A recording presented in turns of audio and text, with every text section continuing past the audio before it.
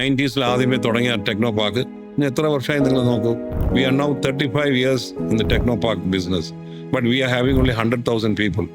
ബാക്കി സ്ഥലത്തുള്ള സംസ്ഥാനത്ത് ചെന്നൈ, ബാംഗ്ലൂർ, ഹൈദരാബാദ്, പൂന, മലയാളി കുട്ടികൾ എല്ലാം അങ്ങോട്ട് പോയല്ലേ വർക്ക് ചെയ്യുന്നത്. നമ്മളെല്ലാം തുടങ്ങി വിടും. എന്നിട്ട് തുടങ്ങി വിട്ടിട്ട് അതിന് സസ്റ്റെയിൻ ചെയ്യില്ല. കെൽട്രോൺ ഫസ്റ്റ് ടെലിവിഷൻ ഉണ്ടാക്കുന്ന കമ്പനിയാണ് കേരളത്തിൽ.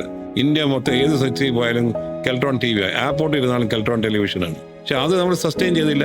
കെൽട്രോണിനെ മാറ്റിയിട്ട് അവർക്ക് കമ്പ്യൂട്ടർ കയറായിരുന്നു. അന്ന് ആരും കമ്പ്യൂട്ടർ പ്രൊഡക്ഷൻ ഇല്ല. ഇത് ഒരാളുടെ വിഷനിൽ ഓടുന്ന സാധനം. അന്ന് KPP നമ്പ്യാർ സാറിന്റെ പീരീഡിലായിരുന്നു കെൽട്രോണും ടെലിവിഷനും ടെക്നോ പാർക്കും ഒക്കെ വരുന്നത്. അത് കഴിഞ്ഞ് ഒരാളുടെ വിഷൻ അത് ഫുൾഫിൽ ചെയ്യണമെങ്കിൽ അടുത്ത് വരുന്ന ആളുടെ ആ ഓണർഷിപ്പ് എടുക്കണം. തിരുവനന്തപുരത്ത് ഫ്ലഡിങ് പാട് ഇപ്പം നല്ല മഴ പെയ്യുകയാണ്. അപ്പോൾ മഴ പെയ്യുമ്പോൾ വെള്ളപ്പൊക്കം വരുന്നു തിരുവനന്തപുരത്ത്.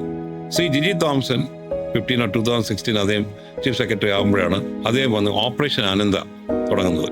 തീരുമാനിച്ചു എല്ലാ ഓടയും വൃത്തിയാക്കുക, എല്ലാ വെള്ളം പോകുന്ന കനാൽസ് വൃത്തിയാക്കുക. അപ്പോൾ വന്നപ്പോൾ ഓരോരുത്തർ കെട്ടിയിരിക്കുന്നു, പാലം കെട്ടിയിരിക്കുന്നു, ചെറിയ അമ്പലം വെച്ചിരിക്കുന്നു. പുള്ളി എല്ലാം ഇടിച്ചു കളഞ്ഞത് കംപ്ലീറ്റ് ക്ലിയർ ചെയ്തപ്പം പെട്ടെന്ന് കാണാൻ സിറ്റിക്കകത്ത് ഫ്ലഡിങ് ഇല്ല.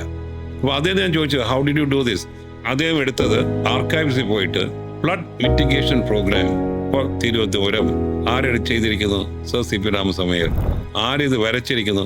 ഫെർഗൂസൺ എന്ന എഞ്ചിനീയറാണ്.